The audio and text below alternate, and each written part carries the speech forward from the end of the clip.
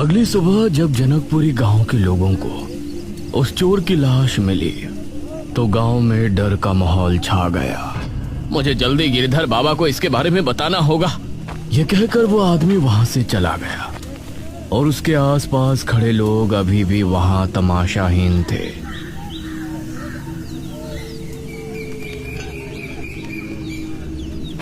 कुछ देर बाद वो आदमी अपने साथ एक बाबा को लेकर आया जिसने पूर्ण रूप से काले वस्त्र धारण किए हुए थे। बाबा ने लाश को ठीक से देखा और बोले, हे भगवान, ये किस तरह की मौत हुई है? ऐसा लगता है इसके शरीर से सारा खून चूस लिया गया हो, लेकिन शरीर पर एक भी घाव नहीं है। ऐसा काम ना कोई जानवर कर सकता है ना इंसान। तो कौन हो सकता है बाबा? जरूर इसका संबंध बेरमपुर से है। जब से वो लोग यहाँ आकर गुफा से ताबूत उठाकर लाए हैं तभी से हमें कुछ अनहोनी होने का एहसास हो रहा था। इस तरफ दिल्ली में इशिता और मेघना अपनी लैब में थे। इशिता के हाथ में कांच की एक बोतल थी जिसके अंदर मृत्युंजय अमृत था। चलो अब इसका टेस्ट करते हैं। इशिता ने मृत्युंजय अमृत टेस्टिंग मशीन के अंदर डाला और मशीन को चालू किया। स्क्रीन पर लिखा आया कि लिक्विड की पावर 5000 प्लस पॉइंट है। अरे वाह मेघना, अब तो हम दोनों को कामयाब होने से कोई नहीं रोक सकता। इसकी पावर तो जितनी मैंने सोची थी उससे 100 गुना ज्यादा है। मृत्युंजय अमृत मशीन के अंदर था। वहीं मेघना को कुछ अजीब सा महसूस हो रहा था। इशिता ने जैसे ही मशीन का आउटर बटन प्रेस किया तो अगले ही पल मशीन के अंदर से धुआं निकलने लगा। अरे ये क्या हो रहा है? और मशीन बंद हो गई। यार, मशीन से मृत्युंजय अमृत निकलना चाहिए था। ये धुआं कैसे निकल गया? इशिता ने मशीन को खोला तो उसके अंदर लगे कंटेनर में अभी भी मृत्युंजय अमृत था। थैंक गॉड, ये सही है। इशिता ने उसे उठाया ही था कि तभी मृत्युंजय अमृत भाप बनकर हवा में गायब हो गया। ओह नो, ये क्या हुआ? ये देखकर इशिता बुरी तरह हैरान रह गई, लेकिन मेघना ना जाने किस सोच में डूबी थी। इशिता ने उसे झंझोड़ा। मेघना यार, देखिए क्या हुआ। तो कहाँ खोई हुई है? मेघना ने मशीन की तरफ देखा और फिर बिना किसी भाव के बोली, मृत्युंजय अमृत सिर्फ उस इंसान को पिलाया जा सकता है जिसको इसकी जरूरत हो, जो किसी बीमारी से परेशान हो। इसे किसी और जगह अपने फायदे के लिए स्टोर करके नहीं रखा जा सकता, क्योंकि ये कोई व्यवसाय का पात्र नहीं है। ये खास तौर से बीमारी से बचने के लिए ही सिद्ध हुआ है। हम इसका इस्तेमाल पैसे छापने के लिए नहीं कर सकते। शिट यार, तभी मैं सोच रही थी आज तक किसी और ने इसका इस्तेमाल क्यों नहीं किया।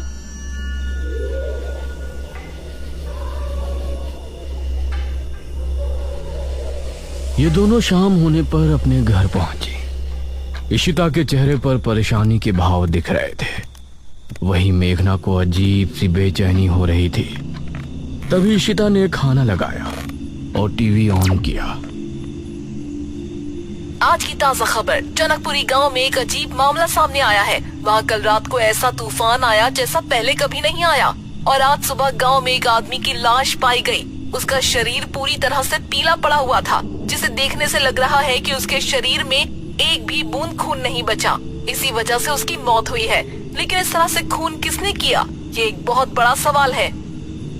ये खबर देखते हुए मेघना ने इशिता से कहा, अरे ये जनकपुरी तो वही गांव है ना जहाँ से हमने महाराज की लाश बरामद की थी? हाँ वही है, लेकिन यहाँ पर जो कुछ चल रहा है उसका तेरी कहानी से कोई कनेक्शन नहीं है, समझी? तू बस काम पर ध्यान दे। यार मुझे टेंशन हो रही है, हमारी जॉब का क्या होगा?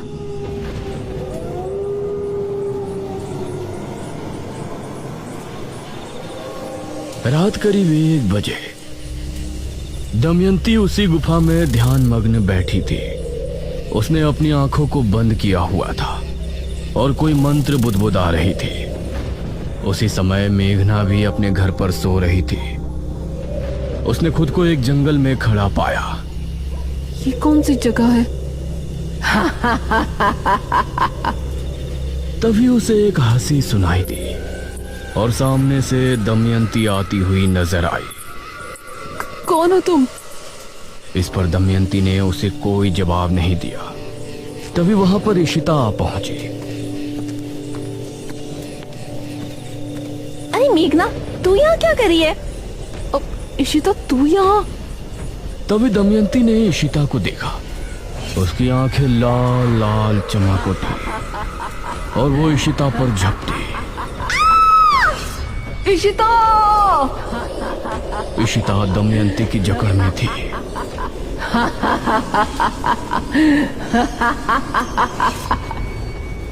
मेघना, उठना, क्या हुआ तुझे?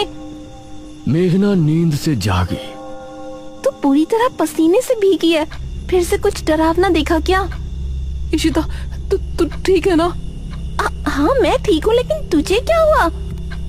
मेघना ने इशिता को कसकर गले से लगा लिया। उसकी धड़कनें तेज तेज चल रही थी। इस तरफ दमयंती ने झुंझलाते हुए अपनी आंखें खोली। या कुछ देर और उसे सपने में डरा कर रखती तो शायद उसका पता लगाने में कामयाब हो जाती। अब कैसे पता लगाऊं कहाँ है वो? तभी दमयंती के शरीर की त्वचा रंग बदलने लगी। नहीं। उसने आंखें बंद करके एक मंत्र पढ़ा तो वो ठीक हो गई।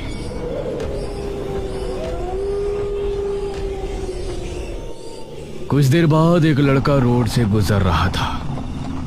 यार, आज तो पार्टी में मजा ही आ गया। अगर 1 घंटा और मिल जाता ना तो निशा के साथ फुल मस्ती करने की ख्वाहिश भी पूरी हो जाती। उसी समय उसे रोड पर बीचों बीच दमयंती खड़ी नजर आई। अरे, ये कौन लड़की खड़ी है यार? उसे देखकर लड़के ने बाइक रोक दी। दमयंती ने उस समय काले भड़कीले कपड़े पहने हुए थे। वो लड़का उसे ऊपर से नीचे तक निहार रहा था। दमयंती भी उसके जवाब में मुस्कुराई। कौन है आप? ऐसा लग रहा है जैसे स्वर्ग से अप्सरा जमीन पर उतर आई हो। यह सुनकर दमयंती उसके बेहद करीब आ गई और उसे गले से लगा लिया। ओह माय गॉड, तुम तो बहुत फास्ट फॉरवर्ड हो यार। वो दमयंती की चिकनी कमर पर हाथ फेरने लगा। तभी दमयंती के नाखून लंबे हो गए, उसकी आंखें भी लाल हो गई और अगले ही पल उस लड़के की चीख फिजा में गूंज गई।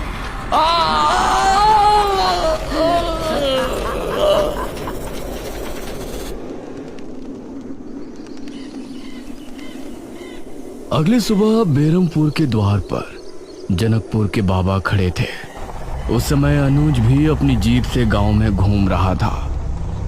जब मेघना साथ थी तो घूमने में कितना मजा आ रहा था। अब तो ये गांव खाने को आ रहा है। तभी उसको सामने से ऋषिधर बाबा आते हुए नजर आए।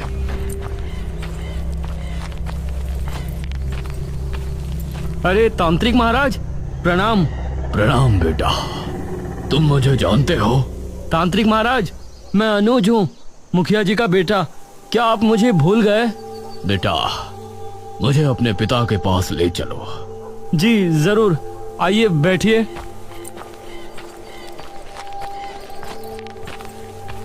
अनुज ने ऋषिधर बाबा को जीप में बैठाया और घर लेकर पहुंचा।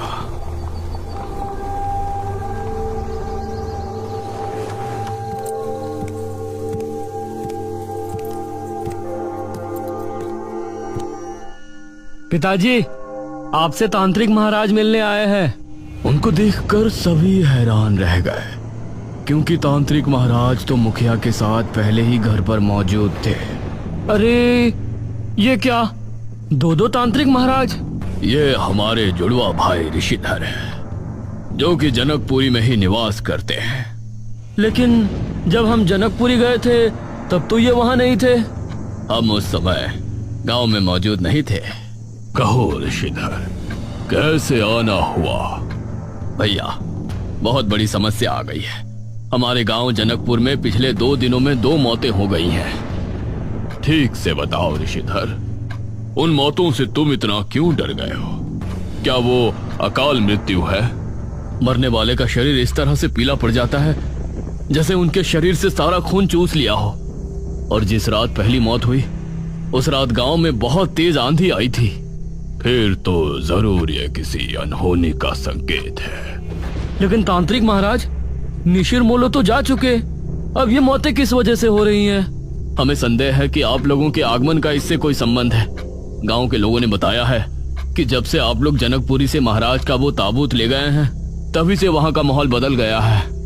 हे भगवान, ये तो बहुत हैरानी की बात है। तांत्रिक महाराज, मुझे लगता है कि हमें एक बार उस गुफा में फिर से जाकर देखना चाहिए। हाँ, तुम ठीक कह रहे हो अनुज बेटा। ये सभी उसी समय जनकपुरी की गुफा में पहुंचे।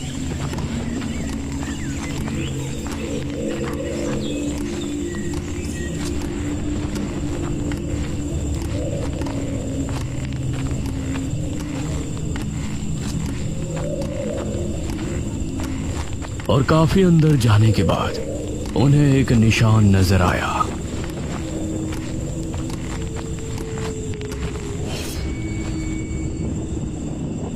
यहीं से हमने उसे उठाया था, यह उसी का निशान है। अनुज ने आगे की तरफ देखा। हाँ महाराज, लेकिन गुफा अभी भी खत्म नहीं हुई है। आइए अंदर चलते हैं। ये सभी अब उस गुफा के अंदर और आगे बढ़े।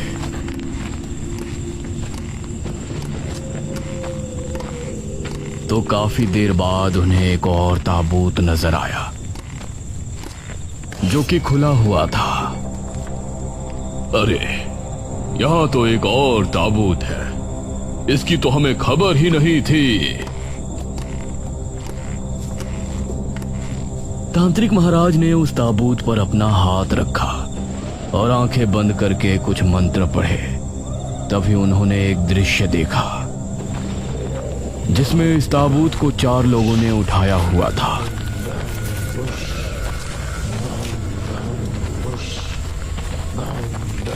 इस ताबूत को इसी गुफा के अंदर रख देते हैं। यहाँ पहले से ही एक ताबूत और रखा है, यहाँ ये बिल्कुल सुरक्षित रहेगा। वो चारों आदमी उस ताबूत को गुफा के अंदर रख कर चले गए और उसके अंदर पड़ी दमयंती ताबूत को अंदर से पीट रही थी। खोलो मुझे, बाहर निकालो। मेघालय, मैं तुझे छोड़ूंगी नहीं। इतना देखने के बाद तांत्रिक महाराज ने आंखें खोली। अनर्थ हो गया। क्या हुआ तांत्रिक महाराज? बहुत ही अजीब बात है। जब इस गुफा में महाराज की लाश को रखवाया जा रहा था तो पहले ही दमयंती की लाश इस ताबूत के अंदर यहाँ मौजूद थी। और उस दिन हम सभी इस गुफा में मेघना के साथ महाराज का शरीर लेने आए तो उसके गुफा में कदम रखने की वजह से दमयंती जाग उठी। मतलब दमयंती ही है जो लोगों को मार रही है? हाँ, और हमें यकीन है कि अब वो अपना प्रतिशोध लेने की पूरी कोशिश करेगी। हम सबकी जान और खास तौर से मेघना की जान को बहुत खतरा है। अरे नहीं, लेकिन हम इस बात की जानकारी मेघना को कैसे देंगे? हमें तो उसका ठिकाना भी नहीं मालूम। अनुज अब बहुत परेशान हो गया। यार, अब तो समझो हमारी जॉब चली गई। ना ही वो एंटीडोट बनेगा, ना ही कभी हमारा प्रमोशन होगा। मेघना को इस बात में कोई रुचि नहीं थी। वो अब भी अपने उस सपने के बारे में ही सोच रही थी।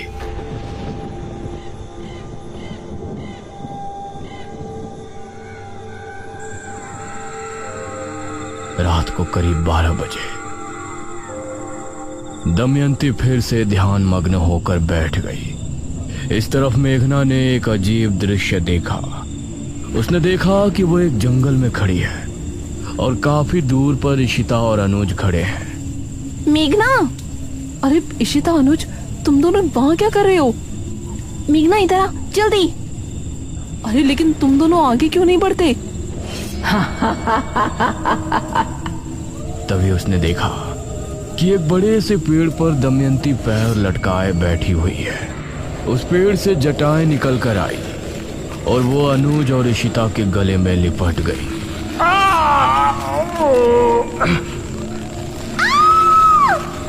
वो दोनों कसमसाने लगे। ये देखकर मेघना हैरान रह गई। अनुज, इशिता। मेघना उन दोनों की तरफ भागी, लेकिन तभी उन दोनों के शरीर ने हरकत करना बंद कर दिया और मेघना चीखते हुए नींद से जाग उठी। अनुज! अरे क्या हुआ तुझे? अब क्या देख लिया? इशिता, अनुज और तेरी जान खतरे में है। मुझे बहुत बुरे बुरे सपने आ रहे हैं। अरे मैं एकदम मस्त हूँ यार, तू बेवजह क्यों स्ट्रेस ले रही है? हम जो बेरमपुर में देख कर आए हैं वही सब तेरे दिमाग में घूम रहा है और इसके पीछे कोई रीजन नहीं है। नहीं, ये इत्तेफाक नहीं हो सकता। हम लोग सुबह ही बेरमपुर जाएंगे बस। इशिता समझ गई थी कि अब उसे फिर से बेरमपुर जाना पड़ेगा। उसने आगे मेघना से कोई सवाल नहीं किया।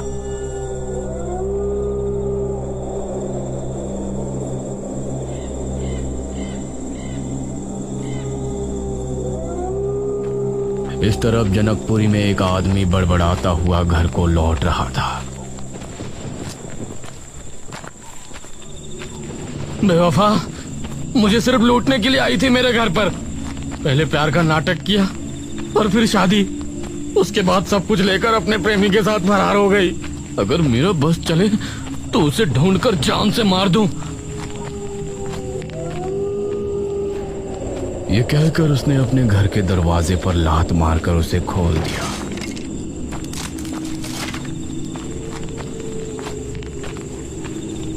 और फिर अंदर जाकर एक गिलास पानी पिया। सामने दीवार पर उसकी बीवी की तस्वीर लगी थी। मंगला, तू बस एक बार मुझे मिल जा, सिर्फ एक बार। ये कहकर उसने गिलास को जमीन पर दे मारा और अपने कमरे में पहुंचा।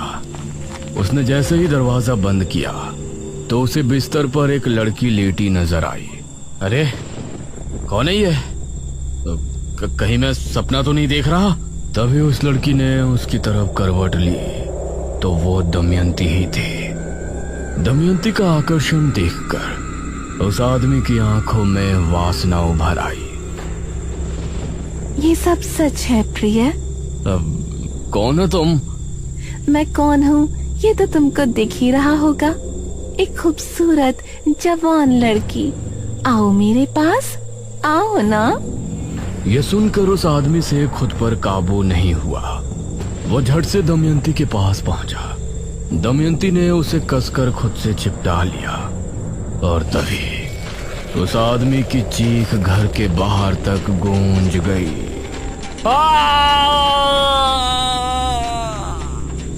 अगले ही पल उसकी लाश पूरी तरह से पीली पड़ चुकी थी।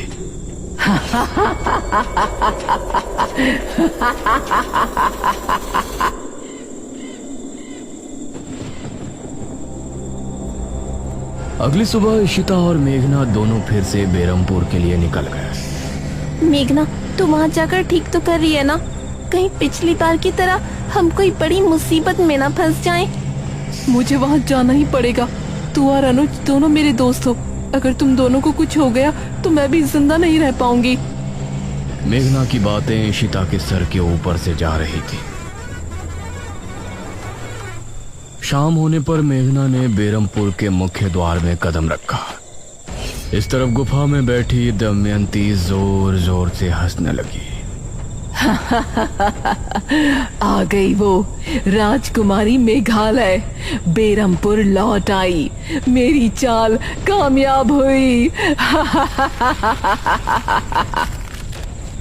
दमयंती फिर से वापस कैसी लौटी ये तो हमने जान लिया, लेकिन अब वो आगे क्या करने वाली है? ये इस कहानी का आखिरी भयानक मोड़ है या एक नए अध्याय की शुरुआत? ये जानने के लिए बने रहिए ताबूत कहानी के अगले भाग में।